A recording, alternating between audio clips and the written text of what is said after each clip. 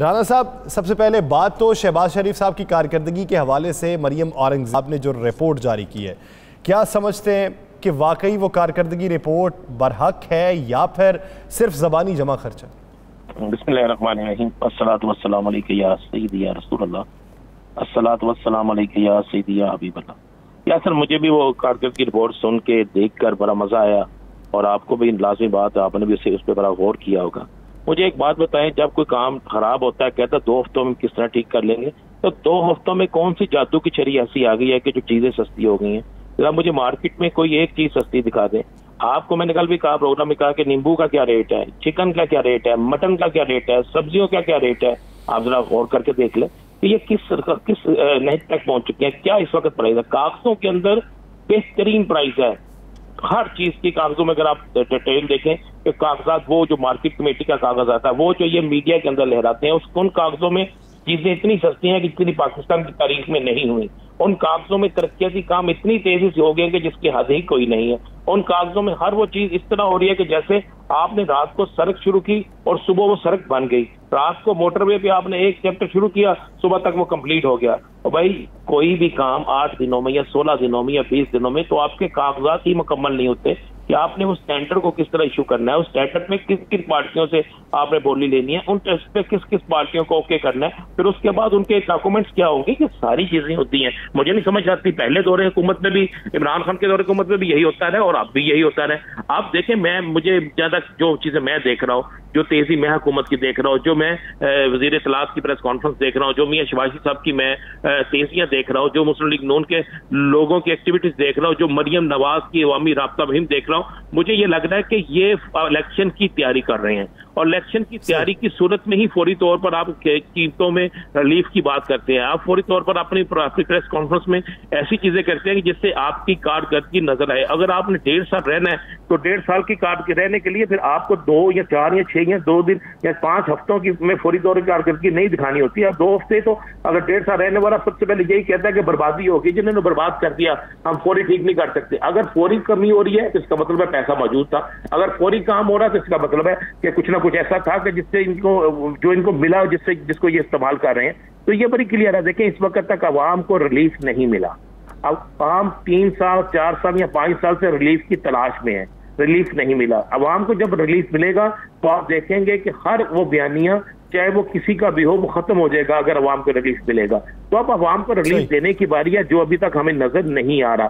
دیکھیں، 1 تاریخ سے آپ کو عید کا ایک بڑا تحفہ مل رہا ہے مہنگائی کی صورت میں۔ وہ پیٹرول مہنگا ہو سکتا ہے، وہ بجلی مہنگی ہو سکتی ہے، آج بھی بجلی مہنگی ہو گئی، آئندہ آنے والے دنوں میں مزید چیزیں یہ ہو سکتی ہیں۔ تو جب یہ عوام کو یہ چیزیں ملیں گی تو پھر آپ دیکھیں گے چاہے کتنا جو مرضی ہو، پھر حالات کسی اور طرف جائیں گے۔ لیکن میں آپ کو یہ بتا دوں کہ یہ پریس کانفرنس ہے، یہ عوامی رابطہ مہم اس بات کی نشاندہی کر رہی ہیں کہ 1.5 سال نہیں 3 سے 4 ماہ میں الیکشن 1.5 سال نہیں، اس سے پہلے ہی آپ کو انتخابات ہوتے دکھائی دے رہے ہیں۔ رانا صاحب، میاں محمد نواز شریف صاحب کے بعد اسحاق ڈار صاحب کو پاسپورٹ کا اجرا کیا دیکھ رہے ہیں؟ عید کے بعد وطن واپسی دیکھ رہے ہیں، یا پھر ابھی آپ کو یہ لگتا ہے کہ نئے انتخابات کا اعلان ہونے تک یہ واپسی نہیں ہو سکتی؟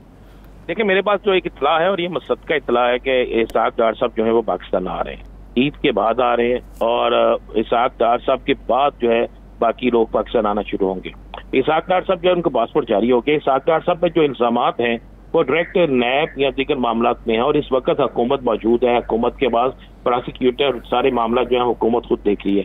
تو ان معاملات میں اسحاق ڈار جو ہے ان کا پاکستان آنا کوئی اتنا مشکل نہیں ہے، اور میرے پاس اطلاع یہ کنفرم ہے کہ اسحاق ڈار جو ہے وہ جلد پاکستان آ رہے ہیں، اور اسحاق ڈار کے پاکستان آنے کے بعد میاں صاحب سے پہلے واپس آ رہے ہیں؟ جی، 100% میاں سب سے پہلے پاکستان آ رہے ہیں، اور پہلے آ کے وہ معاملات کو درست کریں گے۔ اسحاق ڈار جو ہے آپ ذہن میں رکھیے گا، میاں صاحب کو اگر پاکستان میں اپنی فیملی کے بعد کسی پہ سب سے زیادہ اعتبار ہے تو وہ اسحاق ڈار فیملی ہے۔ وہ ان کے قریبی عزیز ہیں، ان کے ساتھ ان کا فیملی ٹرمز بھی ہیں، اور بڑے اعتماد کا رشتہ ہے ان کے ساتھ۔ تو اسحاق ڈار صاحب پاکستان آئیں گے۔ اسحاق ڈار صاحب کے کیسز ختم ہوتے ہیں تو آپ ذہن میں رکھیں گے، ان کیسز کے ساتھ شریف خاندان کے بہت سے کیسز بھی ختم ہو گئے، اور اس کے بعد پھر جو ہے باؤ جی کی وطن واپسی کے حوالے سے فیصلہ ہوگا۔ لیکن میں آپ کو یہ بات کنفرم کر رہا ہوں کہ اسحاق ڈار جو ہیں وہ پاکستان آ رہے ہیں۔ اسحاق ڈار کا پاکستان آنا جو ہے اس کے وہ سب کچھ فائنل ہو چکا ہے، اور اس حوالے سے ان کی جو قانونی ٹیم ہے وہ کیا اس پہ تیاری کر رہی ہے، قانونی ٹیم نے کس طریقے سے کہاں پہ کیا پٹیشن دائر کرنی ہے، ان کو کس طرح ریلیف لے کے دینا ہے،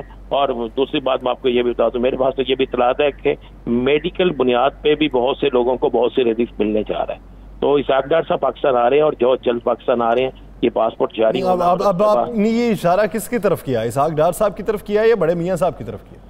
چلیں جی، یہ اشارہ میں نے کر دیا، جو سمجھنے والے ہیں وہ سمجھ رہے ہیں، جو سمجھنے والے وہ سمجھ رہے ہیں۔ بہت سے لوگوں کو بہت سی جگہ پہ بہت سا ریلیف مل سکتا ہے۔ دیکھیں یاسر، اس موجودہ ٹینیور میں آپ دو چیزیں ذہن میں رکھیے گا کہ پی ٹی آئی کے پاس اب ایک ہی راستہ ہے، وہ ہے احتجاج کا راستہ۔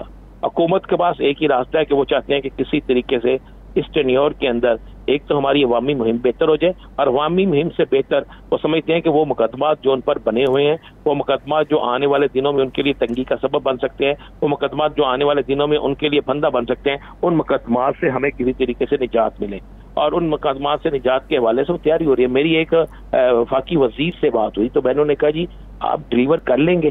تو میں ان کا نام نہیں لیتا، تو انہوں نے مجھے ایک بات کی، انہوں نے کہا ہم ڈیلیور کریں نہ کریں ہم اپنا کیس ختم کروا لیں گے۔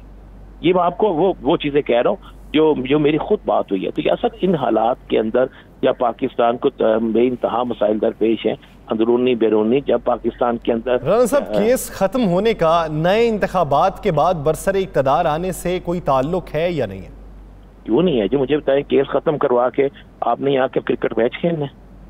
آپ کیس ختم کروانے اس لیے چاہتے ہیں کہ آپ کل کو اقتدار کے راستے، اقتدار کے دروازے آپ کے لیے کھل سکے، اقتدار جو ہے وہ آپ کو مل سکے، اقتدار جو ہے اس کی کرسی پہ آپ بیٹھ سکے، اقتدار کی مسند پہ بیٹھ کر آپ اپنی سیاست کو جو ہے یعنی آپ یہ کہتے ہیں کہ پھر اقتدار میں آنا جو ہے وہ ڈیلیورنس سے، گورننس سے ریلیٹ نہیں کرتا؟ نہیں، بالکل نہیں کرتا۔ اگر تو آپ کرتے ہیں کہ اس سے ریلیٹ کرتا ہے تو ذرا مجھے تھوڑا سا ایک بات بتا دیں، ذرا میں آپ کو ماضی میں لے کر جاتا ہوں۔ پاکستان پیپلز پارٹی مسلم لیگ نون کے متعلق کیا کہتی تھی، مسلم لیگ نون پاکستان پیپلز پارٹی کے متعلق کیا کہتی تھی، مولانا فضل الرحمان صاحب جو ہے پیپلز پارٹی کے متعلق کیا کہتے تھے، اے این پی مولانا فضل الرحمان کے متعلق کیا کہتی تھی۔ آج یہ سارے لوگ جو ہے ایک چھتری کے نیچے اکٹھے ہیں۔ آج وہ لوگ جو ایک دوسرے کو بدترین کہتے تھے، جو کہتے تھے ان کی یہ لوٹتے ہیں، یہ کھاتے ہیں، یہ کام ٹھیک نہیں کرتے، ان کے وہاں پہ پانی پینے کا نہیں ہے، کیا کون سی چیزیں جو نہیں وہ کہتے تھے، تو آج جب وہ اکٹھے ہیں تو کیا وہ گڈ گورننس کی وجہ سے اکٹھے ہیں؟ وہ بغض عمران کی وجہ سے اکٹھے ہیں، وہ اس وجہ سے اکٹھے ہیں، اور سب اپنے اپنے اقتدار کا مزہ لینے کے لیے، اپنے اپنے حصے کی چاکلیٹ کھانے کے لیے سارے اکٹھے ہوئے ہیں۔ تو یہ آپ گڈ گورننس کی بات ہوتی ہے کہ گڈ گورننس کا فیصلہ کرتی ہے عوام الیکشن میں ووٹ دے کے فیصلہ کرتی ہے کہ اس کی یہ شخص ہمارے لیے بڑا بہتر تھا، اس کے دور میں مہنگائی کم ہوئی تھی، اس کے دور میں مہنگائی زیادہ ہوئی ہے، یا اس نے زیادہ بے روزگاریاں دی، اس نے روزگار زیادہ دیا۔ دیکھیں یہ حل ہوتا ہے۔